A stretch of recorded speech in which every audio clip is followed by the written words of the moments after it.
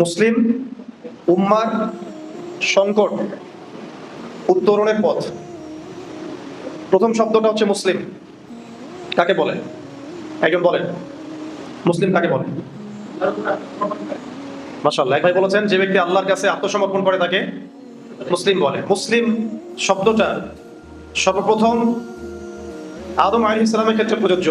বেশক তিনি আমাদের প্রথম নবী, প্রথম আদি পিতা, এবং তিনি আমাদের সমস্ত নবীগণেরও পিতা। ঠিক আছে? তবে আল কুরআনুল কারীমে আদম আলাইহিস সালামকে সর্বপ্রথম পরিচয় করানো হচ্ছে খলিফা শব্দ দিয়ে। কি শব্দ? আল্লাহ পাক সর্বপ্রথম আদম আলাইহিস সালামকে মুসলিম শব্দটা দিয়ে পরিচয় করেন নাই, পরিচয় করিয়েছেন এইভাবে। সূরা বাকারার মধ্যে আপনি পাবেন, প্রথম দিকে আছে ওয়াইজ ক্বালা রাব্বুকা লিল মালাইকাতি ইন্নী জাইলুন ফিল আরদি খলিফা। আজকে থেকে লক্ষ লক্ষ বছর আগে, কোটি কোটি বছর আগে, আল্লাহ ভালো জানেন কত বছর আগে, আমরা তো জানি না। আল্লাহ পাক বলছেন যে আমি ফেরেশতাদেরকে ডেকেছিলাম, হে নবী স্মরণ করো সেই সময় কথা যখন আমি আল্লাহ ফেরেশতা মণ্ডলীকে ডেকে বলেছিলাম যে আমি পৃথিবীতে আমার খলিফা পাঠাতে চাই। তো এই খলিফাকে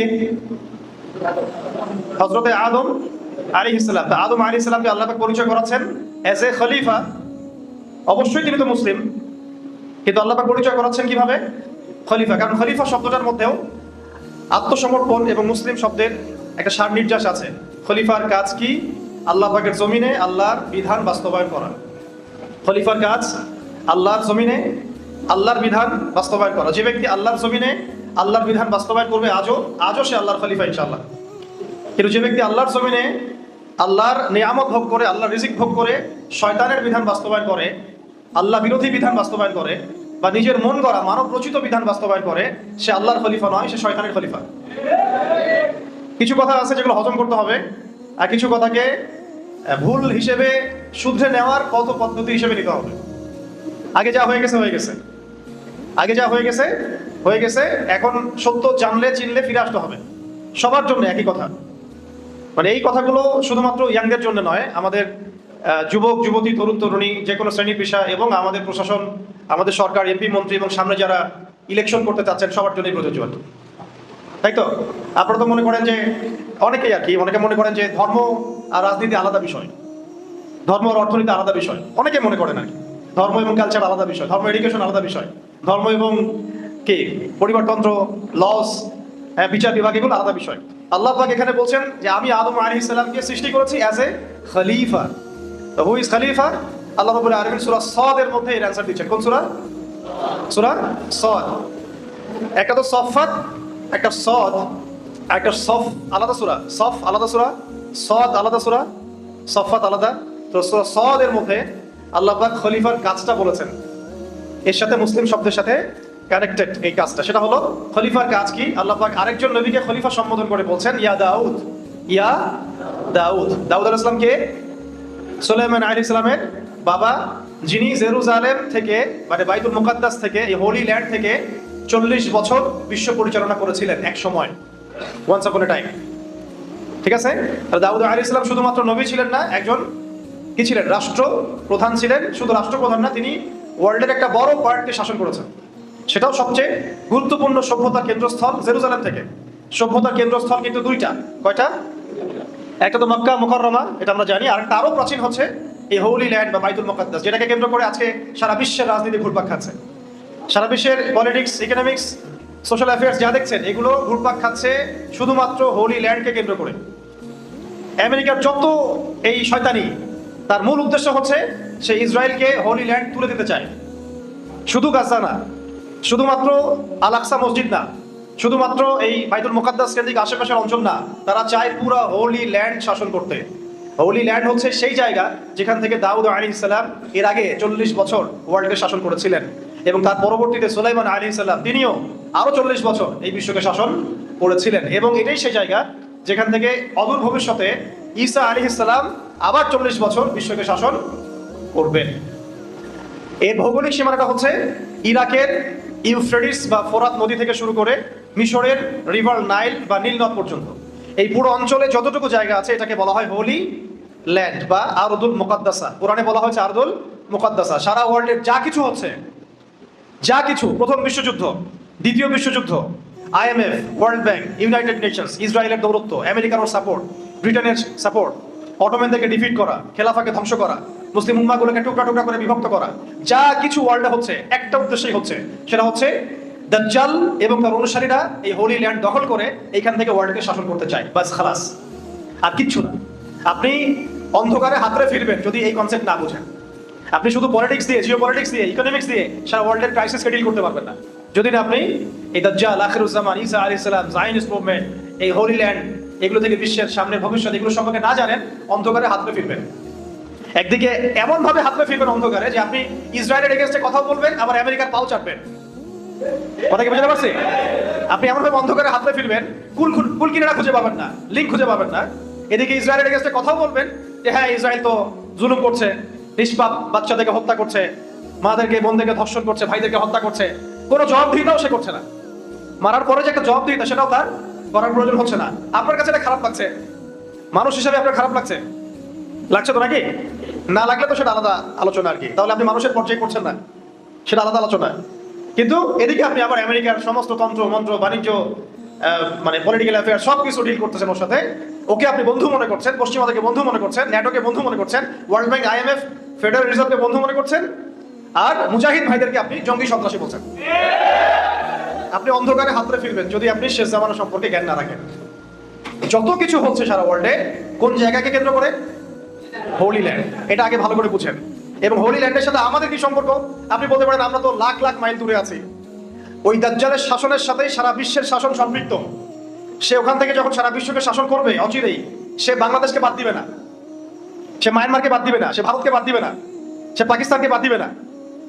এখানে দুটো দল হয়ে যাবে। একটা তার দাসত্ব করবে, যারা তার দাসত্ব করবে, যে ব্যক্তি হোক, যে সংগঠন হোক, যে রাষ্ট্রপ্রধান হোক, যে সামরিক বাহিনী হোক, যে স্টেট হোক, যারা তার দাসত্ব করবে সে তাকে সুখ, স্বাচ্ছন্দ্য, সমৃদ্ধি দিবে।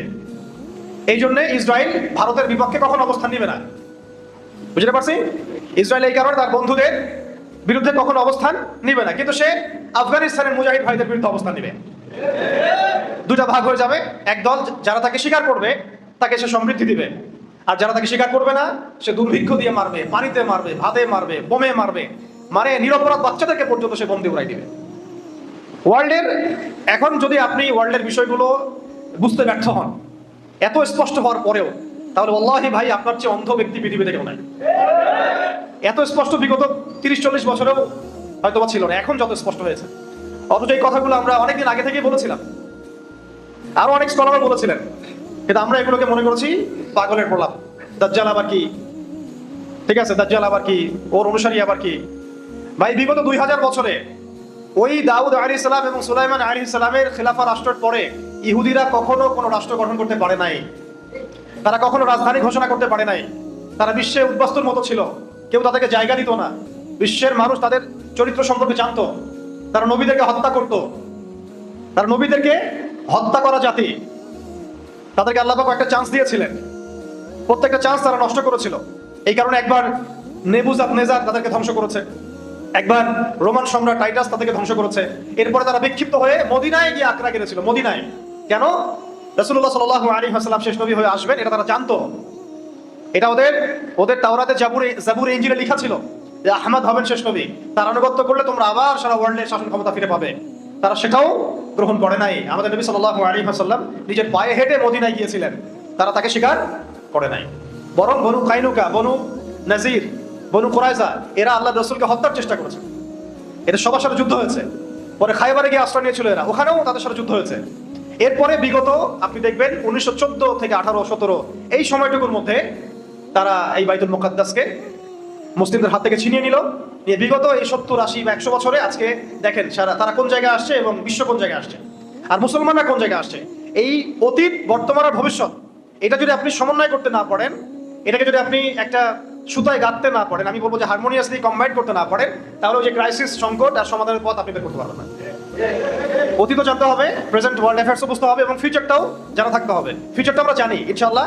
এদের এক একটা জালেমকে এমন ভাবে হত্যা করা হবে যে গাছ এবং পাথর পর্যন্ত কথা বলবে যে ইয়া মুসলিম, হে মুসলিম মুজাহিদ সৈন্য, ইন্না ওয়ারাইল ইয়াহুদ তাআল ফাকতুলহু, আমার পিছনে একটা জালেম ইহুদি লুকায় আছে, আসো তাকে হত্যা করো।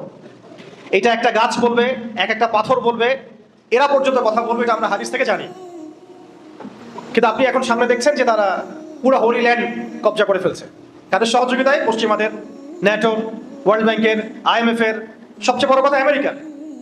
এবং ওদের প্রযুক্তি, ওদের মিডিয়া, ওদের ওয়েপেন্স, ওদের নিউক্লিয়ার ওয়েপেন্স, ওদের ব্যাংক, ওদের সেনাবাহিনী, ওদের ট্রেনিং, মানে প্রত্যেকটা বিষয়, এমনকি AI সিস্টেম পর্যন্ত প্রতিটা বিষয় তারা ধার করছে কোথা থেকে? কারা তাদেরকে সাপোর্ট করছে? এটা কি কারো কাছে অস্পষ্ট? এটা কি কারো কাছে অস্পষ্ট? তাহলে আপনি ইসরায়েলের এগেইনস্টে কথা বলবেন, আবার এদের সাথে বন্ধুত্ব করে চলবেন, আপনি তো সবচেয়ে বড় মুনাফিক। এই জন্য আমরা বলি যে পুরো মুসলিম বিশ্বে এখন রাষ্ট্র ব্যবস্থায় মুনাফিকদেরকে দিয়ে ভর্তি করে ফেলা হয়েছে। এখন অজুহাত দেওয়া হচ্ছে যে তারা অনেক শক্তিশালী, আমাদের শক্তি কম, যদি আমরা এদের এগেইনস্টে যাই তারা আমাদেরকে স্যাংশন দিবে, এটা করবে সেটা করবে। কই, তারা তো আফগানিস্তানে পারে নাই, পেরেছে? আফগানিস্তানে কি পারমাণবিক বোমা আছে নাকি? তাদের কি পারমাণবিক বোমা আছে? ক্ষেপণাস্ত্র আছে? আকাশ প্রতিরক্ষা ব্যবস্থা আছে? আফগানিস্তানের তালেবানদেরকে আয়রন ডোমস আছে? বলেন, স্যাটেলাইট আছে নাকি? আছে? তাদের স্বতন্ত্র কোনো ব্যাংকিং সিস্টেম আছে? স্বতন্ত্র কোনো কারেন্সি মুদ্রা আছে? তারা কি গোল্ড কয়েন চালু করেছে? সিলভার দিরহাম চালু করেছে? তাদের কি আছে? কি এমন তাদের মধ্যে আছে যার কারণে বিগত 30 বছরেও তাদেরকে কেউ হারাতে পারলো না, এবং তারা ওই নেটোকে পরাজিত করলো, 20টা দেশের ঐক্যবদ্ধ জোটকে তারা পরাজিত করলো, নাকানি চুবানি খাইলো তারা এখানে এসে। কিসের বদৌলতে? ওই যে জিনিসটা, ওই যে অনুভূতিটা, ওই যে ঈমান, ওই তাসকিয়া, ওই আখলাক, ওই আমল এবং ওই জিহাদি জাজবা, এইটা না আসলে আপনি ওই ক্রাইসিসও বের করতে পারবেন না, সংকটের সমাধান পথ বের করতে পারবেন না। এর চেয়ে সহজ করে বলার মতো ভাষা আমার কাছে নাই। এই কথাগুলো অনেকে নিতে পারেন না, স্পেশালি বাংলাদেশের যারা সোকল ডেমোক্রেটিক, সোকল সেকুলার, সোকল রাম বাম, সুশীল, প্রগতিশীল, শাহবাগী, তারা এইসব কথা নিতে পারে না। কিন্তু ওয়ার্ল্ডের বাস্তবতা এটাই যে ওয়ার্ল্ড সামনে এইভাবে আস্তে আস্তে আস্তে আস্তে বিশাল বিশাল যুদ্ধের দিকে যাবে, এবং দাজ্জাল তার আধিপত্য বিস্তার করতে থাকবে, ওর বাহিনী আধিপত্য বিস্তার করতে থাকবে। কিন্তু পৃথিবীর মধ্যে আল্লাহ রাব্বুল আলামিন, আল্লাহ পাকের মুজাহিদ বান্দাদেরকে আল্লাহ পাক তৈরি করবেন ইনশাআল্লাহ, এবং সেটা প্রত্যেকটা অঞ্চলের মধ্যে ছড়িয়ে পড়বে ইনশাআল্লাহ, এবং তাদেরকে পৃথিবীর কোনো বাহিনী পরাজিত করতে পারবে না ইনশাআল্লাহ। আমাদের অঞ্চলটাও এর বাইরে থাকবে না। কেন থাকবে না? কারণ আমরা সরাসরি ইসরায়েলের সাথে ফাইট না করলেও ইসরায়েলের সবচেয়ে বড় যে বন্ধু রাষ্ট্র, সে আমাদের বাড়ির পাশেই আছে। এটা আপনাদের কাছে ওপেন সিক্রেট, এটা বলার কিছু নাই। তাদের চরিত্র, তাদের উদ্দেশ্য, এজেন্ডা তারা প্রকাশ করে ফেলেছে। তারা বলে দিয়েছে আমরা অখণ্ড ভারত চাই। কি বলছে তারা? আমরা অখণ্ড ভারত চাই, তারা বলে দিয়েছে। কিন্তু আমরা সাহস করে বলতে পারি নাই যে আমরা অখণ্ড মুসলিম ভারত, মুসলিম ভারতবর্ষ চাই, আমরা এটা বলতে পারি নাই। আমরা ভয় পাই, আমরা বললে নাকি আব্বু মাইন্ড করে, তাই না? আমরা বললে আবার এটা মৌলবাদী কথা হয়ে যায়। কেন তারা বললে মৌলবাদী হয় না কেন? ভারতের অভ্যন্তরে যখন মুসলিমদেরকে নির্বিচারে হত্যা করা হয়, তখন সেটা সংখ্যালঘু অত্যাচার হয় না কেন? আমাদের দেশে কখনো এরকম ঘটনা ঘটেছে? আপনারা সাক্ষী দেন, বলেন ঘটেছে কখনো? অথচ দেখেন তকমাগুলো কিন্তু আমাদেরকে লাগানো হয়। যারাই এই সত্যগুলো উন্মোচন করতে চেয়েছেন তাদেরকে বলা হয়েছে সে জঙ্গি, সে সন্ত্রাসী, সে মৌলবাদী। তার মানে এই যে ন্যারেটিভ, যে বয়ানটা তৈরি করা হয়েছে, এটা হচ্ছে একটা anti Islamic narrative. Anti Islamic narrative এটা গিলানো হয়েছে প্রত্যেক সরকারি কর্মকর্তাকে, প্রশাসনকে, র্যাবকে, পুলিশকে, আর্মিকে, বিজিবিকে। আপনারা মাইন্ড করেন আমার কথা? প্রত্যেক ডিপার্টমেন্টের মানুষকে এই ন্যারেটিভটা গিলানো হয়েছে, এবং তারা দুনিয়ার জন্য, চাকরির জন্য, টাকার জন্য, রিজিকের জন্য, পরিবারের ভরণ পোষণের জন্য ওই মুনাফিকদের সাথ দিয়েছেন আপনারা, এই পশ্চিমাদের সাথ দিয়েছেন। তাহলে আপনারা কি মনে করেছেন যে আল্লাহ পাক আপনাদেরকে ধরবেন না কিয়ামতের মাঠে? জালেমদের তো বিচার হবেই, জালেমদের তো বিচার হবেই, কাফের, ফাসিক, মুশরিক, মুনাফিক, মুরতাদদের তো হবেই, এবং সেই প্রত্যেক মুনাফিকেরও বিচার হবে যারা মুসলিমদের পক্ষ না নিয়ে অমুসলিমদের পক্ষ নিয়েছে, মাজলুমদের পক্ষ না নিয়ে জালেমের পক্ষ নিয়েছে। এই কথাগুলো আল্লাহ পাক আমাদেরকে বোঝার তৌফিক দান করেন। তবে আমি এখনো বলবো যে সময় শেষ হয়ে যায় নাই, এখনো সময় আছে। আপনি হাকিকতটা চিনেন, ফিরে আসেন। এটা আল্লাহ পাক আপনাকে সুযোগ দিয়েছেন। আল্লাহ পাক কি দিয়েছেন? সুযোগ দিয়েছেন। আপনি হাকিকত, সত্যটা চিনেন, স্পষ্ট হয়ে গেছে, ফিরে আসেন, আল্লাহর দ্বীনের দিকে ফিরে আসেন। দেখবেন ইনশাআল্লাহ আল্লাহ পাক চান তো আপনাকেও এই যুগের আল্লাহ পাক চাইলে খালিদ বিন ওয়ালিদ বানাতে পারেন, ওমর ইবনে খাত্তাব বানাতে পারেন, হামজা বানাতে পারেন রাদিয়াল্লাহু আনহু আজমাইন। তো অনেক ডিপে চলে গেছি, যাওয়াটা দরকারও ছিল। আল্লাহ পাক আদম আলাইহিস সালামকে কি বলেছেন ভাই? খলিফা। মনে আছে? খলিফার কাজ কি এইটা বোঝাতে কি আমি বলেছিলাম সূরা সাদের মধ্যে আল্লাহ পাক আরেকজন নবীকে খলিফা বলেছেন। সে নবীর নাম দাউদ আলাইহিস সালাম। তাকে আল্লাহ পাক বলছেন ইয়া দাউদ, হে দাউদ। দেখেন আল্লাহ পাক নাম ধরে যখন ডাকেন, কাউকে নাম ধরে ডাকেন, এটা কিন্তু মানে খুবই মহব্বতের খাস একটা কিছু আল্লাহ পাক বলতে চান। এটা আমভাবে আল্লাহ পাক বলেন ইয়া আইয়ুহাল্লাযীনা আমানু, হে মুমিনগণ তোমরা শুনো। আর এখানে খাস ভাবে বলা হচ্ছে ইয়া দাউদ, হে দাউদ। যেমন আমাদের নবীকে বলা হচ্ছে ইয়া আইয়ুহাল মুদ্দাসসির, ইয়া আইয়ুহাল মুযাম্মিল, তাই না? ইয়াসিন, এগুলো হচ্ছে আল্লাহ পাকের খাস মানে সম্বোধন। তাহলে দাউদ আলাইহিস সালামকে সম্বোধনটা খাস না? হুকুমটা আম, খলিফাদের ক্ষেত্রে কিন্তু সম্বোধনটা খাস। আল্লাহ পাক বলছেন ইয়া দাউদ, হে দাউদ। ভালো করে শোনেন, কাদেরকে বলছি ভালো করে শোনেন, যারা সামনে রাজনীতি করতে যাচ্ছেন তাদেরকে বলছি। ইলেকশন করবেন, এমপি হবেন, স্বপ্ন দেখছেন, মার্কা টার্কা ফিক্স করে ফেলছেন, তাই না? আর আমাদের সামনে তো প্রবলেম সলভ হওয়ার একটাই রাস্তা, গণতন্ত্র, তাই না? এছাড়া তো কোনো রাস্তা নাই, তাই না? আর এই যে একটা মেডিসিন আরেকটা গিলাই দিচ্ছে আমাদেরকে, যত সমস্যা এর সলিউশন কি? বলেন নাউজুবিল্লাহ মিন যালিক। আর আমরা বলি যত প্রবলেম তার সলিউশন হচ্ছে সিরাত। সিরাত মানে কি? রাসূল সাল্লাল্লাহু আলাইহি ওয়াসাল্লামের জীবনী। যত প্রবলেম তার সলিউশন দাওয়াত এবং জিহাদ। ওয়ার্ল্ডের যত প্রবলেম তার সলিউশন কি? দাওয়াত এবং জিহাদ। যত প্রবলেম তার সলিউশন ইসলামিক শরিয়া রাষ্ট্র। এটা হচ্ছে আমাদের কথা। আর পশ্চিমারা আমাদেরকে শিখাই দিচ্ছে যত প্রবলেম তার সলিউশন কি? গণতন্ত্র। আর এখন বাংলাদেশে যত প্রবলেম তার সলিউশন একটা, ইলেকশন। সবাই বলে ইলেকশন কবে দিবেন বলেন, তাই না ভাই? ভাবখানা এমন ইলেকশন হলে সব সমস্যার সমাধান হয়ে যাবে, তাই না? তো দেখেন ইয়াংরা মাশাআল্লাহ বুঝেন, এখন তো অনেক বুঝেন আলহামদুলিল্লাহ আপনারা, এটা আল্লাহ পাকের অনেক বড় রহমত। এক সময় কিন্তু মানুষ কিছুই বুঝে নাই, বরং তাদের গলদ ধাঁধায় এমন ভাবে ডুবে গেছিল যে তারাও দাড়ি টুপিওয়ালা মানুষরাও মিসগাইডেড হয়ে গেছে। দেখেন আমি একটা খোলামেলা কথা বলে দিই, আপনারা অনেকে এর আগে একটা দল করেছেন, এক্স নাম বললাম না, তো ওই দলের কিছু ব্যর্থতা সবার সামনে স্পষ্ট হয়ে গেছে না? তারপরে একটা ওয়াই একটা দল আসলো, সে কার দালালি করলো, কি হলো, এটা সবার কাছে স্পষ্ট হলো না? আমি আপনাদেরকে বলে দেই, এখন দাড়ি টুপিওয়ালা মানুষরা এখন সুন্দর মতো ভোট করে এমপি মন্ত্রী হন, এই সিস্টেমের মধ্যে ঢুকে যে আপনারাও ব্যর্থ হবেন এটাও প্রমাণ হয়ে যাবে। তবে তবে এটাও বলে দেই, এটা নাই মামার চেয়ে কানা মামা ভালো। এটা কি নাই মামার চেয়ে কানা মামা ভালো? অন্তত ইসলামপন্থীরা মুসলিমরা দাওয়াতের স্পেস পাবে, এটা ঠিক আছে, এটাতে আমি দ্বিমত করি না। কিন্তু সিস্টেমটা আপনাকে পরিপূর্ণ শরিয়া কায়েম করতে কখনোই দিবেন, কারণ এই সিস্টেম নিয়ন্ত্রণ করতেছে জায়নিস্টরা। জায়নিস্ট মানে ওই যে পশ্চিমা সভ্যতা, ইসরায়েল, আমেরিকা, এরা সবাই নিয়ন্ত্রণ করছে। আর এর আন্ডারে থেকে আপনি যতটুকু করতে পারবেন এটা আপনি নিজেও জানেন কতটুকু করতে পারবেন, তা আমার বলার দরকার নেই। অথচ এই সিস্টেমের বাইরে যারা আছে, এই সিস্টেমের বাইরে যারা আছে, একটা এক্সাম্পল দিচ্ছি, ধরেন হামাস। হামাস কি সিস্টেমের ভিতরে আছে? সে বুক ফুলায় শহীদ হইতে পারে, বুক ফুলায় সে ইসরায়েলের সৈন্যের বুকে গুলিও চালাতে পারে। আপনি এটা সাহস করতে পারবেন না সিস্টেমের মধ্যে ঢুকে, বরং আপনি কথাও বলতে গেলে আপনাকে হিসেব করে বলতে হবে, না জানি আবার আব্বু মাইন্ড করে কিনা। আরেকটা এক্সাম্পল দিলাম, আমাদের তালেবানের ভাইরা, ধরেন এক্সাম না, তুরস্ক না, ও সিস্টেমের মধ্যেই আছে। ও বলে খালি করবো করবো, দেখে নিব। এগুলো আছে না, এলাকার গ্যাঞ্জাম হতো, তুই আসলে দেখে নিব। ও বলতেই আছে 20 বছর থেকে, হ্যাঁ দেখে নিব। তারপরে বলবো নাই মামার চেয়ে কানা মামা ভালো। ওইটাতে আমি ডিসএগ্রি করি না, ওটা আমি বুঝি, অন্তত আমরা তো বুঝি। কিন্তু আমি দেখাচ্ছি পূর্ণ স্বাধীনতা, পূর্ণ পাওয়ার কাকে বলে। ডোনাল্ড ট্রাম্প সেদিন বলছিল যে আমেরিকান সৈন্যরা 20 বছর যুদ্ধ করছে কোথায়? আফগানিস্তানে। অনেক কামান ট্যাঙ্ক অনেক কিছু রেখে আসছে, গোলা বারুদ, এইগুলো আমাদের ব্যর্থতা, আমরা সেগুলো ফেরত চাই, আমরা সেগুলো ফেরত চাই। তো আফগানের ভাইরা বলছে হ্যাঁ আয়সা নিয়ে যাও, সাহস থাকলে আসে। ওয়াল্লাহি গণতান্ত্রিক সিস্টেমের মধ্যে কোনো রাষ্ট্রই কথা বলতে পারবে না, আপনি পারবেন না, আপনি বলার সাহসই করতে পারবেন না, কারণ সিস্টেমটাই তার, এটা তার দিন, এটা তার ধর্ম। আপনি তার ধর্ম কবুল করেছেন, ওইটা কবুল করে যতটুকু ভালো করা যায় অতটুকু করতে পারবেন।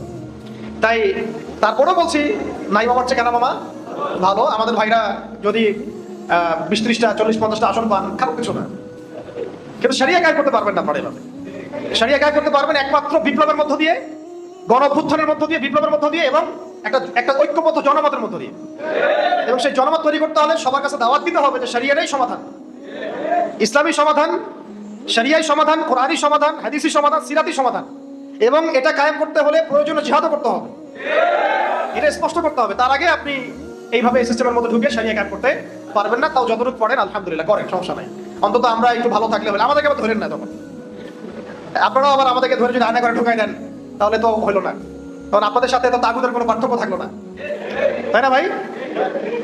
আবার এমনও যেন না হয় যে আপনারা আবার বেশি এগ্রেসিভ হয়ে গেলেন আমাদের ব্যাপারে, তাগুদ যা করে নাই সেটা আপনারা করে দেখালেন, এমন যেন আবার না হয়, তাহলে জনগণ কিন্তু আপনাকে ছাড়বে না তখন আবার। এই প্রজন্ম কিন্তু শরিয়া বুঝে, এই প্রজন্ম দাওয়াত বুঝে, সিরাত বুঝে, জিহাদ বুঝে। এই প্রজন্মের সামনে হামাস দৃষ্টান্ত হয়ে আছে, এই প্রজন্মের সামনে তালেবানরা দৃষ্টান্ত হয়ে আছে। এই প্রজন্ম দেখে নিয়েছে যে কোন পথে হাঁটলে পশ্চিমারা নাকানি চুমানি খায়, এটাই প্রজন্ম দেখে নিয়েছে। তো এখন যদি সব তাওহীদপন্থীকে মিটায় ফেলেন তবুও জেনারেশন দাঁড়াবে ইনশাআল্লাহ। তো ভাই বেশি কথা বলে ফেলতেছি মনে হয়। এখন আসেন, আগে কাদের কথা বলছিলাম? যারা রাষ্ট্র ক্ষমতায় যেতে চান, আল্লাহর খলিফা হতে চান, তাদের জন্য আল্লাহ পাক বলেছেন হে দাউদ, আয়াতটা মুখস্থ করে নেবেন এবং এটা আপনারা তাবলীগ করবেন। ইন্না জাআলনাকা খলিফাতান ফিল আরদ, কে বলছেন? কাকে বলছেন? হে দাউদ, তোমাকে আমি জমিনের খলিফা বানিয়েছি। সুবহান, চিন্তা করছেন কথাটা? হে দাউদ, আমি আল্লাহ তোমাকে জমিনের, সুবহানাল্লাহ, এই জমিন বলতে কিন্তু ওই যে হোলি ল্যান্ড, কোন ল্যান্ড? Holy land. কে বানাইছেন? আল্লাহ। তোমার কাজ ফাহকুম বাইনান নাস বিল হক, একজন খলিফা কাজ। এখানে দাউদ আলাইহিস সালামকে বলা হচ্ছে, কিন্তু কাজটা কার? তার মানে আল্লাহ পাক যাকে জমিনে ক্ষমতা দিবেন তার কাজ মানুষের মাঝে আল্লাহর বিধান দ্বারা বিচার ফয়সালা করা। এখন আপনি আপনার এই সেকুলারিজম দিয়ে, জাতীয়তাবাদ দিয়ে, কমিউনিজম দিয়ে এবং ডেমোক্রেসি দিয়ে এটা করে দেখান। Can you do that? Honestly speaking, আপনি কি পারবেন? ফাহকুম বাইনান নাস বিল হক, এখানে হক মানে কি? আল্লাহর ওহী, কোরআন এবং সুন্নাহ। আমাদের শরিয়া অনুযায়ী কোরআন সুন্নাহ, তখন ছিল জাবুর, এখন কি? কোরআন সুন্নাহ। এখন কোরআন সুন্নাহর মানদণ্ডে আপনি এই আয়াতের উপর আমল করতে পারবেন কিনা এই সিস্টেমের মধ্যে থেকে? আজ পর্যন্ত কেউ পেরেছে কিনা? এই সিস্টেমগুলো চলতেছে ধরেন 100 বছর হয়ে গেল। যেই কান্ট্রিগুলোতে এই সিস্টেমগুলো চলছে, এই কান্ট্রিগুলোতে কি আপনি একটা শরিয়া আইন বাস্তবায়ন করতে পেরেছেন কিনা? আমাকে একটা মিসাল দেন, একটা এক্সাম্পল দেন, আমাকে আলোচনা শেষ করে দিন। একটা মিসাল দেন লাস্ট 100 বছরে এই সিস্টেমগুলোর দাসত্ব করে কোন খলিফা মানে কোন রাষ্ট্রপ্রধান তার রাজ্যে বা তার অঞ্চলে আল্লাহর শরীয়ী বিধান বাস্তবায়ন করতে পারছে কিনা? তাহলে এটা যে এইগুলো যে ফেইলার, এগুলো যে ফেল করেছে, এটা কি স্পষ্ট হওয়ার আরো বাকি আছে আপনাদের? আল্লাহ পাক আমাদেরকে সহিহ বুঝ দান করেন। এই সিস্টেমগুলো সরাতে হবে, নতুন সিস্টেম নিয়ে আসতে হবে। সেই নতুন সিস্টেমটাই হচ্ছে শরিয়া, ইমারা এবং খিলাফা। শরিয়া, ইমারা এবং খিলাফা আমরা না নিয়ে আসলেও ইমাম মাহদী নিয়ে আসবেন ইনশাআল্লাহ। আমরা যদি কিছু নাও করি, এইভাবেই মুনাফিকের হালতে মরে যাই, নাউজুবিল্লাহ, ঈসা আলাইহিস সালাম নিয়ে আসবেন ইনশাআল্লাহ। কথা বুঝতে পারছেন? আল্লাহ পাক আমাদেরকে বোঝার তৌফিক দান করেন। এখন আরো কথা আছে, শুধু এটাই দায়িত্ব না। ফাহকুম বাইনান নাস বিল হক বলার পরে আল্লাহ পাক আরো বলেছেন, ওয়ালা তাত্তাবিউল হাওয়া, ওয়ালা তাত্তাবিউল হাওয়া, নিজের প্রবৃত্তির অনুসরণ করো না। রাষ্ট্র চালাতে গিয়ে প্রবৃত্তির অনুসরণ মানে কি? আল্লাহর বিধান, ইনসাফ, আদালতের বাইরে নিজের প্রবৃত্তির দাসত্ব করো না। মানব রচিত বিধানের দাসত্ব করো না। সোজা কথা, মানব রচিত বিধানের দাসত্ব করো না, আল্লাহর বিধানের দাসত্ব করো। এই সিস্টেমগুলোকে আপনাকে এই আয়াতের উপর আমল করতে দিবে? ওয়ালা তাত্তাবিউল হাওয়া, তাহলে কি হবে? আল্লাহ বলেছেন ইউদিল্লাকা আন সাবিলিল্লাহ, যদি তুমি প্রবৃত্তির অনুসরণ করো, মানব রচিত আইনের অনুসরণ করো, আল্লাহর বিধান অনুসরণ না করো, তাহলে আল্লাহর পথ থেকে এটা তোমাকে সরাই দিবে। দেয় নাই? দিছে কি নাই? দেখছেন কত? মনে হচ্ছে আয়াত এখন নাজিল হলো, মনে হচ্ছে আয়াতটা এখন নাজিল হলো। ইউদিল্লাকা আন সাবিলিল্লাহ, আল্লাহর রাস্তা থেকে সরাই দিবে তোমাকে এগুলা। তোমাকে এগুলো আল্লাহর রাস্তা থেকে সরাই দিয়ে কাফেরদের দাসত্ব করাবে, কাফেরদের দাসত্ব করাবে। একজন মুসলমান মোদির দাসত্ব করছিল, ওর গুন্ডা বাহিনীর দাসত্ব করছিল, মুসলমান। এটাকে মানা যায়? একজন মুসলমান ইহুদির দাসত্ব করছে, মানা যায়? একজন মুসলমান খ্রিস্টান নাসারাদের দাসত্ব করছে, মানা যায়? অথচ এক সময় পুরো বিশ্ব আমরা শাসন করেছিলাম, এরা আমাদের রাষ্ট্রে থাকতো ট্যাক্স দিয়ে, জিজিয়া দিয়ে। দেখেন, ইউদিল্লাকা আন সাবিলিল্লাহর উপর আমল হয়ে গেছে, আল্লাহর পথ থেকে সরাই দিছে। আরো বলেছেন আল্লাহ পাক তারপরে আয়াতে, ইন্নাল্লাযীনা ইউদিল্লুনা আন সাবিলিল্লাহ, যারা আল্লাহর রাস্তা থেকে বিচ্যুত হয়ে যাবে, লাহুম আযাবুন শাদীদ, লাহুম আযাবুন শাদীদ, মানে তাদের জন্য অপেক্ষা করছে কঠিন শাস্তি, যন্ত্রণাদায়ক শাস্তি। বিমা নাসু ইয়াউমাল হিসাব, এই কারণে যে তারা হিসাবের দিন ভুলে গেছে, তারা দুনিয়াকে বেছে নিয়েছে, হিসাবের দিন ভুলে গেছে। শাদীদ শব্দটা আল্লাহ পাক প্রয়োগ করেছেন লোহার ক্ষেত্রে। কার ক্ষেত্রে? লোহা। সূরা হাদিদ নামে একটা সূরা আছে, সূরা হাদিদ। ওই সূরার শেষের দিকে আল্লাহ পাক বলেছেন, ওয়া আনজালনাল হাদিদা ফীহি বা'সুন শাদীদ, আমি আল্লাহ নাজিল করেছি হাদিদ, লোহা। লোহা পৃথিবীর ভিতর থেকে বের হয় নাই, আল্লাহ পাক নাজিল করেছেন কোরআনের মতো। আর বুঝতে পারছেন? ফীহি বা'সুন শাদীদ, এবং লোহার মধ্যে আছে প্রচন্ড রকম শক্তি। ওই শব্দটা শাদীদ শব্দ আল্লাহ প্রয়োগ করেছেন সেই সব ব্যক্তির ক্ষেত্রে যাদেরকে আল্লাহ পাক খলিফা করবেন, পদ দিবেন, রাষ্ট্র ক্ষমতা দিবেন, কিন্তু আল্লাহর বিধান অনুসরণ করবে না, মানব রচিত তন্ত্রমন্ত্র অনুসরণ করবে, প্রবৃত্তির দাসত্ব করবে এবং আল্লাহর রাস্তা থেকে বিচ্যুত হয়ে যাবে। এখন আহলান সাহলান, যারা পলিটিক্স করতে চান এখন করেন, এখন বলেন, হাত তোলেন, কারা কারা করতে চান? হাত সবার উঠানো উচিত। বলেন যে হ্যাঁ, আমি এই সিস্টেমের মধ্যে করবো না, কিন্তু অবশ্যই করবো, নাকি? এখন এই সিস্টেমে করতে আগ্রহী কারা কারা বলেন? এই সিস্টেমের মধ্যে কারা কারা আগ্রহী আছেন এখনো? আগ্রহী আছেন এখনো? আহলান সাহলান, করতে থাকেন। এই সিস্টেমগুলো আপনাকে এই আয়াতের উপর আমল করতে দিবে না। কোন সিস্টেমগুলো? পশ্চিমা মানব রচিত তন্ত্রমন্ত্রগুলো আপনাকে এগুলোর উপর আমল করতে দিবে না। হ্যাঁ, যদি এই সিস্টেমগুলো আপনি সরাই দিতে পারেন তাহলে আপনি আমল করতে পারেন। আর বাস্তবতা হচ্ছে এটা বিগত আমরা 70-60 বছরে দেখি নাই কেউ সরাই দিতে পারছে। 100 বছর আমরা এটা দেখি নাই কেউ সরাই দিতে পারছে। তারপরেও বলবো নাই মামার চেয়ে কেনা মামা ভালো, ঠিক আছে, ওইটা আলাদা ইস্যু। এখন খলিফার শব্দ বুঝতে পারছেন? খলিফার ফাংশন কি, খলিফার কাজ কি? এখন একজন খলিফা না হতে পারলে কেউ মুসলিম হতে পারবে কিনা বলেন? ওই প্রথম শব্দে আসেন, মুসলিম এবং খলিফা দুটা কি মানে আলাদা, নাকি খলিফা হতে হলে মুসলিম হতে হবে, মুসলিম হতে হলেও খলিফা হতে হবে? কোনটা? আপনি যদি মুসলিম হন তাহলে, আপনি যদি খিলাফা পান তাহলে তো আপনি খলিফা হবেন। যদি আপনি খলিফা হন অবশ্যই মুসলিম হতে হবে। তাহলে এক কথায় আমরা এখন আদম আলাইহিস সালামের কথা বললাম, সেই কথা থেকে এতগুলো কথা চলে আসছে, কিন্তু আল্লাহ পাক আরো একজন নবীকে স্পেসিফিকলি মুসলিম শব্দ দিয়ে সম্বোধন করেছেন।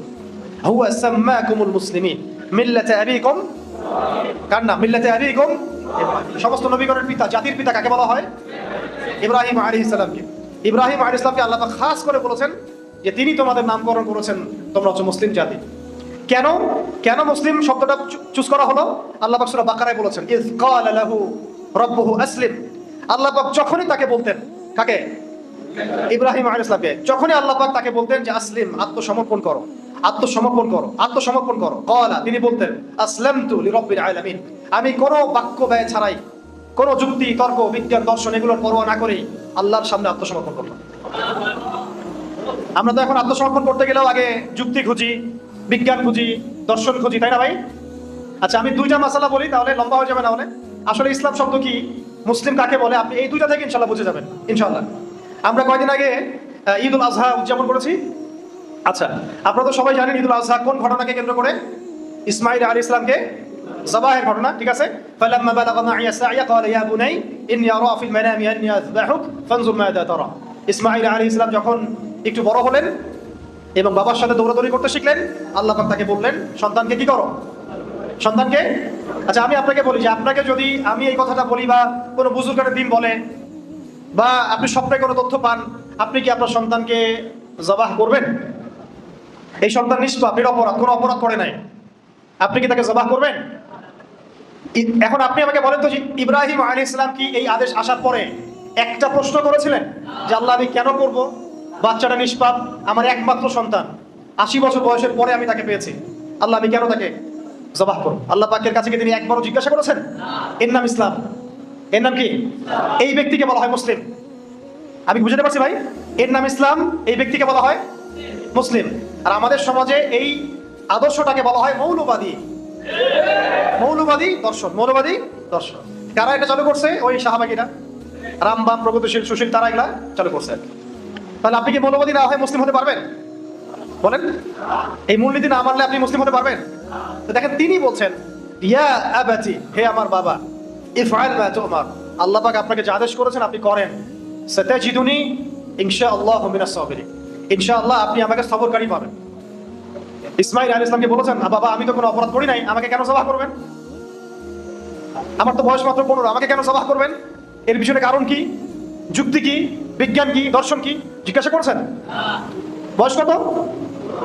আমাদের সমাজের ছেলেপেলে বুঝই হয় না এই বয়সে, বুঝ হয়? এই আদর্শের নাম ইসলাম, এই ব্যক্তিকে বলা হয় মুসলিম। আমি বুঝতে পারছি?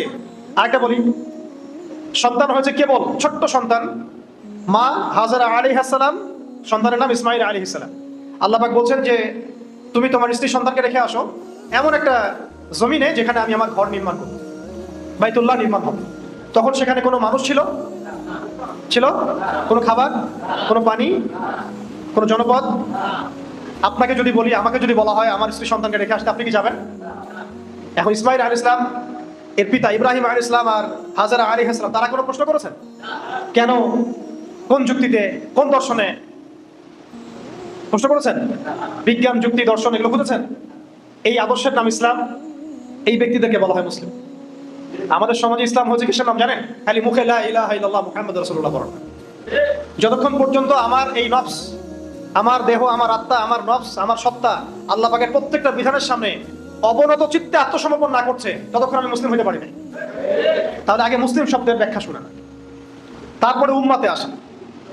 বলেন এখন অনেস্টলি বলেন, আমরা কি মুসলিম হতে পারছি? আমরা তো নামাজই পড়ি না ঠিক মতো, অনেকে যাকাতই দেন না ঠিক মতো, রমজান মাসে রোজা রাখেন না অনেকে, অনেকের কথা বলছি আর কি। সংখ্যা কিন্তু কম হবে না, সংখ্যা কিন্তু কম হবে না। অনেকেই পর্দা করি না, দ্বীনের ইলম অর্জন করা যে ফরজ, এই ফিকিরই নাই আমাদের।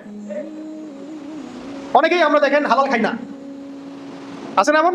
অনেকেই সুদ খাই, অনেকেই সুদ খাই, আমার তো মনে হয় বেশিরভাগই খাই। অনেকেই দুর্নীতি করেছি, ঘুষ খাই, খেয়ানত করি, মিথ্যা বলি, আর অনেক কিছুই, মানে কবিরা যত গুনাহ আছে আমরা কিন্তু করি। আমরা গোনার কথা তো বাদ দিলাম, আল্লাহ পাকের প্রত্যেকটা আদেশ কি মানি? দাড়ি রাখতে হবে কি হবে না আপনি প্রশ্ন করবেন কেন? প্রশ্ন করা যাবে না তো। রাসূল রেখেছেন, আপনি রেখে দিবেন, খালাস, বাস। হ্যাঁ, এক মুষ্টি রাখা সেটা আলাদা মাসালা, রাখতে তো হবে। দ্বীনের ইলম অর্জন করতে হবে কিনা, ভাই কোরআন পড়া কি আমাদের দরকার আছে কিনা, তর্জমা শিখতে হবে কিনা, এগুলো প্রশ্ন আসবে কেন? এগুলো রাসূলের সুন্নাহ, সাহাবীদের সুন্নাহ, আমাকে করতে হবে।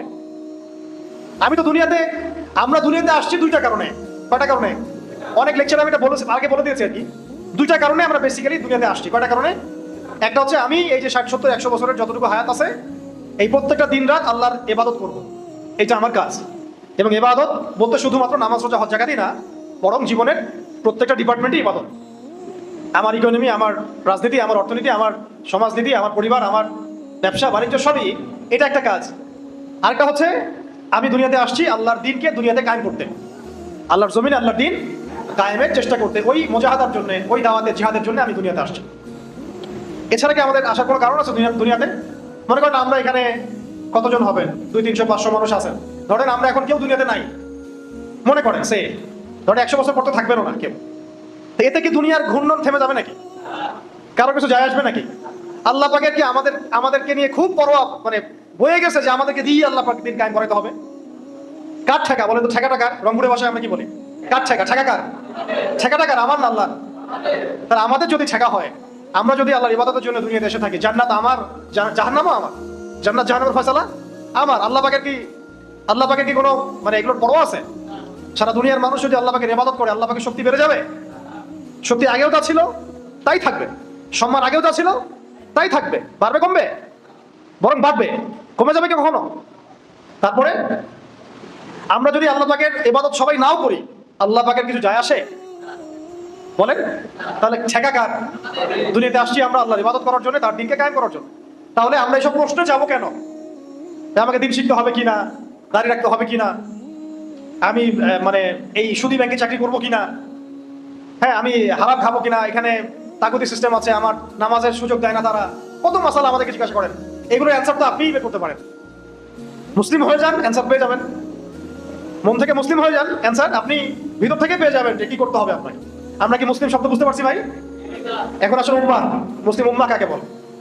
উম্মাহ মানে হচ্ছে একটা জামা, একটা জামা। এই উম্মাহ শব্দটা অনেক ব্যাপক, অনেক বড়, অনেক গভীর। একদিন আলোচনা করে আমি এটা বোঝাতে পারবো না। এতটুকু বলছি, উম্মাহ একটা হাদিস, উম্মাহ একটা দেহের মতো, একটা দেহের মতো। এই হাদিসটা ভালো করে মাথায় রাখেন। উম্মাহ একটা দেহের মতো, একটা অংশ যদি আঘাতপ্রাপ্ত হয় অন্য অংশ ব্যথা অনুভব করে। যদি বিশ্বের বিভিন্ন জায়গায় মুসলিমদের নির্যাতন, নিপীড়ন, রক্তক্ষরণ আমাদেরকে কষ্ট দেয়, তাহলে বুঝতে হবে যে হ্যাঁ আমরা এখনো এক উম্মাহ আছি। আর যদি দেখা যায় যে আমি এখানে খুব সুখ স্বাচ্ছন্দ্যে ঈদ করলাম, গাজার মানুষ ঈদ করতে পারলো না, আমার এটাতে কোনো ফিলিংস নাই, তাহলে আমি উম্মার কোনো অংশ না, এখন আর এই উম্মার সাথে আমার কোনো সম্পর্ক নাই। যদি এখানে আমি খুব সুখ স্বাচ্ছন্দ্যে আছি, সিরিয়াতে মুসলিম ভাইরা খুব কষ্ট পাচ্ছে, আর আপনি চিন্তা করছেন ওটা সিরিয়ার অভ্যন্তরীণ ব্যাপার, এটা আমার বাংলাদেশের অভ্যন্তরীণ ব্যাপার, তাহলে আমি আসলে উম্মার অন্তর্ভুক্ত এখন নাই। সিমিলারলি চীনে উইঘুর নির্যাতন হচ্ছে, কাশ্মীরে মুসলিম নিধন হচ্ছে, ভারতে মুসলিম নিধন হচ্ছে, হ্যাঁ বিভিন্ন জায়গায় এগুলো হচ্ছে। এগুলো যদি আমাকে ব্যথিত না করে, আমাকে যদি এগুলো মানে আমার ভিতরে কোনো তামান্না সৃষ্টি না করে, রক্তক্ষরণ না হয়, বুঝতে হবে যে আমরা উম্মার অন্তর্ভুক্ত না। উম্মাহ একটা দেহের নাম, এক অংশে আঘাতপ্রাপ্ত হলে অন্য অংশ ব্যথা অনুভব করবে। এখন আপনারা চিন্তা করে বলেন যে আসলে আমরা উম্মার অন্তর্ভুক্ত আছে কি নাই। আমি আপনাদেরকে সিস্টেমের কথা বলেছি, একটু ধৈর্য ধরেন। এই সিস্টেম আপনাকে ভাইয়ে ভাইয়ে লড়াই করতে শিখিয়েছে। উম্মাহ তো বহু দূরের কথা। ধরেন আমরা যদি এতটুকু মনে করি যে বাংলাদেশ সারা বিশ্বের কোথাও কোনো মুসলিমরা নাই, ধরেন বাংলাদেশ সারা, ধরেন যে পৃথিবীর কোনো জায়গায় আর মুসলিম নাই, তবু এই সিস্টেমগুলো আপনাকে বাংলাদেশের মুসলিমদের মধ্যেই হাজারটা দলে বিভক্ত করে দিয়েছে এবং রাষ্ট্র ক্ষমতার জন্য একদল আরেক দলের সাথে মারামারি করছে। তাহলে এটা উম্মাহ না, রাজনৈতিক কনফ্লিক্ট। এগুলা আমাদেরকে ভোগাচ্ছে এবং আগামীতে আরো ভোগাবে। উম্মাহ বলতে অনেক বড় কিছু বোঝায়। এখন আমরা মনে হয় না আসলে ওই উম্মার মধ্যে খুব বেশি সংখ্যক মানুষ থাকবে, আমার এটা মনে হয় না। এই উম্মার ছাকনির মধ্যে বহুত মানুষ পড়ে যাবে, অল্প কিছু মানুষ থাকতে পারে যাদের পুরা মুসলিম বিশ্ব নিয়ে ফিকির আছে। এখন তো ব্যক্তিগতভাবেই ফিকির নাই আমার দিন নেই, উম্মাহ নিয়ে আমি কথা বলতে যাব, এটা তো আপনি ভাবতেই পারেন। আপনি লম্বা হয়ে যাচ্ছে নাকি? আচ্ছা, আমি একটু শর্ট করে দিব, একটু একটু সময় নিচ্ছি। মানে আমরা খুব আফসোসের সাথে লক্ষ্য করি আর কি, যে সামান্য দুনিয়াবি স্বার্থে দুনিয়া একটু পদের জন্য, একটু ভোগবিলাসের জন্য আমরা উম্মাহ কেন্দ্রিক কথাবার্তা বলা বন্ধ করে দিয়েছি। আমরা আমাদেরকে নিয়ে ব্যস্ত হয়ে গেছি। আমি একটা মসজিদ করতে পারলে খুশি, একটা মাদ্রাসা করতে পারলে খুশি, আমি একটু রাহবার হয়ে গেছি, আমি একটা দল করেছি, আমার দলের আমি আমির হয়ে গেছি, বাস আমার কাজ হয়ে গেছে। আসলে ব্যাপারটা এমন না ভাই। উম্মাহ নিয়ে ফিকির করতে হলে আমাদেরকে অনেক বড় মন আগে লালন করতে হবে, সবাইকে আগে নিজের ভাই মনে করতে হবে, সমস্ত জাতীয়তাবাদের বর্ডারকে ক্রস করে উম্মাহ নিয়ে চিন্তা করতে হবে। ভালো করে বুঝেন কথাগুলো। খিলাফা ধ্বংস করে তারা আগে আমাদেরকে জাতীয়তাবাদ গিলিয়েছে, বিভিন্ন রাষ্ট্রে ভাগ করেছে, পতাকা দিয়ে দিয়েছে, আলাদা আলাদা পতাকা, আলাদা আলাদা সঙ্গীত, আলাদা আলাদা স্বাধীনতা দিবস, আর আমরা মনে করছি আমরা স্বাধীন। আমরা মনে করছি কি আমরা স্বাধীন। আপনি ছোট পরিসরে হয়তো স্বাধীন হতে পারেন, কিন্তু বৈশ্বিক প্রেক্ষাপটে আপনি স্বাধীন নন, মোটেই না। বৈশ্বিক প্রেক্ষাপটে মুসলিমরা স্বাধীন হবে তখনই যখন ইসলাম ইনশাআল্লাহ তাআলা অচিরেই ইসলামিক গ্লোবাল খিলাফা আসবে ইনশাআল্লাহ, তখন স্বাধীন হবে না। তখন যদি দেখা যায় খিলাফার কেন্দ্র হচ্ছে জেরুজালেম, তাহলে ভারতে কোনো মুসলমানকে আঘাত করলে জেরুজালেম থেকে বাহিনী এসে এখানে শায়েস্তা করবে, যেমনটা আগে হয়েছে না? বিন কাসিমের বাহিনী আসে নাই সিন্ধুতে, আসে নাই? তখন খিলাফা কনসেপ্ট ছিল যে আমার বোনের গায়ে তুই হাত দিলি কেন রাজা দাহির, আমার বোনের গায়ে তুই হাত দিলি কেন, ওইখান থেকে ফোর্স আসছে এসে আপনার সিন্ধু জয় করছে। এখন কি এটা হবে বলেন? এখন আপনাকে এটা পার করতে হলে অনেকগুলো বর্ডার ক্রস করতে হবে, ওই বর্ডারের অনুসারীরা আপনাকে আবার চাইতে দিবে না। আপনি যত এখানে মার্চপথ গাঁজা করেন কোনো লাভ নেই, কিচ্ছু হবে না, ওদের কিচ্ছু আসবে না, কারণ আপনি এগুলো ক্রস করে গিয়ে সেখানে গিয়ে যুদ্ধ করতে পারবেন না। কারণ এই সমস্যার সংকটের সমাধান হচ্ছে জিহাদ। গাজা ফিলিস্তিন বা এই পশ্চিমাদের যে এই ম্যাসাকার, গণহত্যা, এক কথায় কি? এক কথায় গণহত্যা। এক কথায় কি? গণহত্যা। এই গণহত্যার কোনো সমাধান নাই তো, আপনি যুদ্ধ ছাড়া এটাকে সমাধান করতে পারবেন না। কিন্তু আপনি জাতীয়তাবাদের আদালত থাকলে আপনাকে বর্ডার ক্রস করতে দেওয়া হবে না। সো উম্মাহ অনেক বড় বিষয়। সবার আগে আপনাকে জাতীয়তাবাদের ঊর্ধ্বে চিন্তা করতে হবে যে আমরা একটা দেহ, আমরা মুহাম্মদ সাল্লাল্লাহু আলাইহি ওয়াসাল্লামের উম্মাহ, আমরা আল্লাহর বান্দা। আমাদের মধ্যে ভাষাগত পার্থক্য থাকতে পারে, তবু আমরা এক। রঙের পার্থক্য থাকতে পারে, তবু আমরা এক। আমাদের জাতীয়তাবাদের মানে দেশের পার্থক্য থাকতে পারে, বাট আমরা এক। আমাদের বর্ণের পার্থক্য আছে, কিন্তু আমরা এক। সংস্কৃতির মধ্যে পার্থক্য আছে, কিন্তু আমরা এক। আপনাকে উম্মাহ কনসেপ্ট চিনাবে কে জানেন? উম্মাহ কনসেপ্ট কে চিনাবে? আমাদের সামনে কয়েকদিন আগে হজ হয়ে গেছে। কি হচ্ছে? এই মিসালটা দিয়ে আমি অন্য পয়েন্টে যাচ্ছি। লাস্ট মিসাল, অনেক লম্বা করবো না, আপনাদের বিরক্তি ধরবো না। হজ আপনারা দেখেছেন তো না? যারা করার তৌফিক পেয়েছেন তো মাশাআল্লাহ, আর আমরা যারা যেতে পারিনি আল্লাহ পাক যেন বারবার যাওয়ার তৌফিক দেন। এখন আপনারা দেখেন, হজ হচ্ছে সবার গায়ে একরকম কাপড় না, সেম কাপড় না। কে পাশে ধনী গরিব বোঝার বুদ্ধি আছে? কে কোন দেশ থেকে আসছে বোঝার বুদ্ধি আছে? এখানে বিভিন্ন ভাষার মানুষ আছে না, বিভিন্ন দেশের, বিভিন্ন বর্ণের, বিভিন্ন কালচারের, আছে কিনা?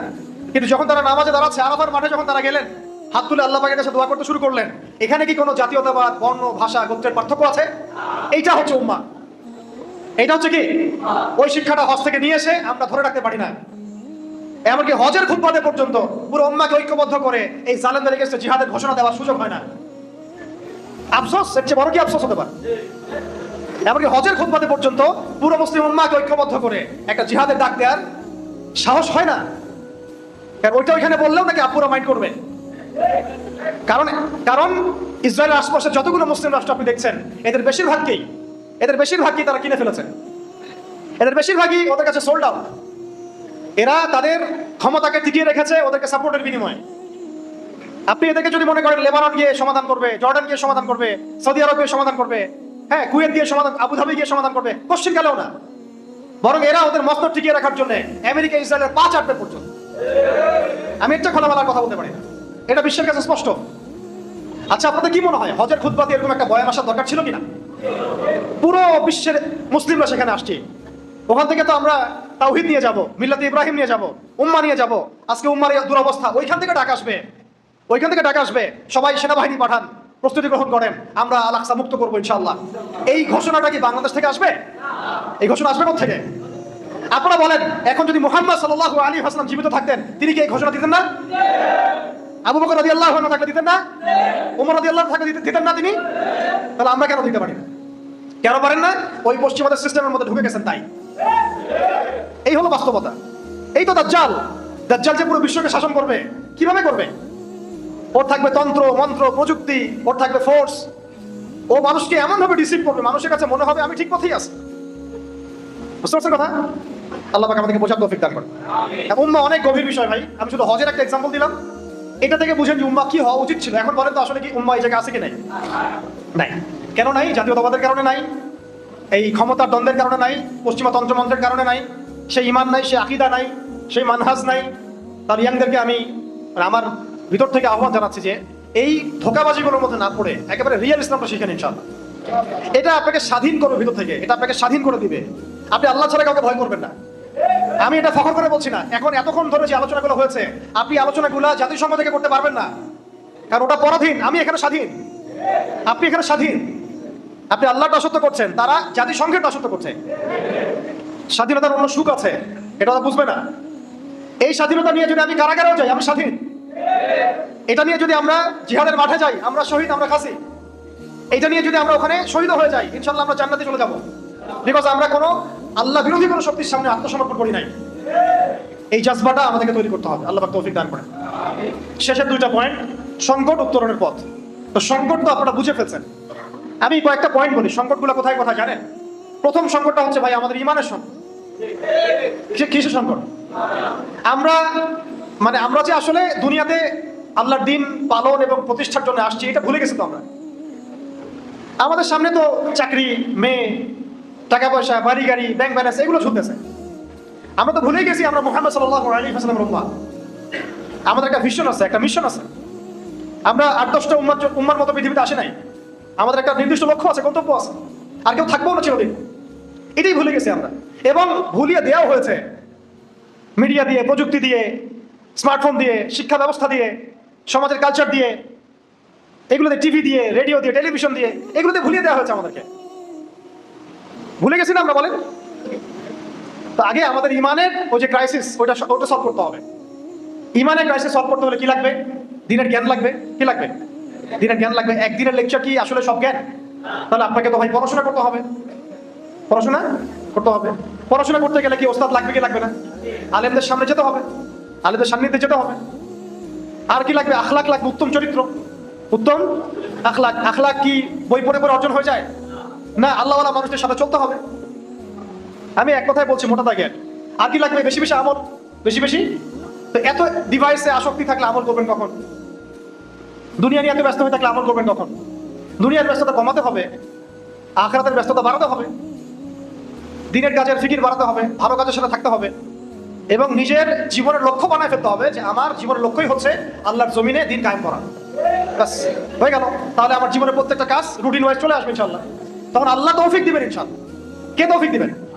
আমরা তো চাচ্ছি না। আল্লাহ তৌফিক দিবেন কেন? আমাকে উত্তর দেন। আপনি আমি তো চাচ্ছি না। আমি তো চাচ্ছি না যে আমি আল্লাহর জমিনে দিন কায়েম করে ছাড়বো। এই ডিটারমিনেশন তো আসতেছে না। তাহলে আল্লাহ পাক আপনাকে তৌফিক দিবেন কেন? চাইতে হবে তো আল্লাহর কাছে। দোয়াই তো ইবাদত। আল্লাহ পাকের কাছে চাইলে আল্লাহ খুশি হন, না চাইলে আল্লাহ নারাজ হন। উদউলি আস্তাজিব লাকুম, আল্লাহ বলেছেন না? উদউলি আস্তাজিব লাকুম, আমাকে ডাকো, আমি তোমাদের ডাকে সাড়া দিব। সুবহানাল্লাহ। বাস, তাহলে এগুলো ক্রাইসিস না? ঈমান ঠিক করতে হবে, আমল, আখলাক এবং আকীদা। এটা কি আকীদা? আকীদা এবং মানহাজ, আকীদা এবং মানহাজ ঠিক করতে হবে। এমন কোন আকীদা লালন করা যাবে না যে আকীদা আমাকে মুনাফিক বানায় দেয়। কথা ঠিক আছে ভাই? এমন কোন আকীদা লালন করা যাবে না যেটা আমাকে মুনাফিক বানায় দেয়। আমাকে একেবারে রাসূল সাল্লাল্লাহু আলাইহি ওয়াসাল্লামের আকীদা, তার যে আমল, তার যে সুন্নাহ, সাহাবীদের যে আকীদা, সাহাবীদের আমল, সাহাবীদের সুন্নাহ, তাবেঈন, তাবেঈন, আমাদের আসলাফগণ, আকাবিরগণ, তাদের সিলসিলা মেইনটেইন করে আমাকে চলতে হবে। এবং এটা কিন্তু একা একা শেখা যাবে না, আলেমদের সোহবতে যেতে হবে। আর আলেম আপনি চিনবেন কিভাবে? ফেসবুক থেকে, ইউটিউব থেকে। যার ভিউজ বেশি সে বড় আলেম নাকি? যাকে নিয়ে রিলস মানুষ বেশি বানায় সে বড় আলেম নাকি? যে একটু লিপস্টিক মারে সে আরো বড় আলেম। যে একদম মেয়েদের মতো সাজতেছে ওইটা রিল বানাই দিচ্ছে সে আরো বড় আলেম। আলেম কাকে বলে আসলে? যে নিজেকে জাহির করে সে বড় আলেম? আলেম কাকে বলে? মনে রাখবেন, আলেম সেই ব্যক্তিকে বলা হয় যে ব্যক্তি ইলম অনুযায়ী আমল করেন। এক নাম্বার, ইলম অনুযায়ী আমল করেন, সত্য মিথ্যা মিশ্রিত করেন না, সত্য মিথ্যা স্পষ্ট করে দেন। আলেম কাকে বলে? যিনি দুনিয়াবি স্বার্থে দিনকে বিক্রি করে দেন না। আলেম কাকে বলে? যিনি দিনের জন্য স্যাক্রিফাইস করতে পারেন, যিনি দুনিয়াবি উচ্চাভিলাষী হন না, যার মধ্যে উম্মা নিয়ে ফিকির আছে, যার মধ্যে কি উম্মা নিয়ে ফিকির আছে তার।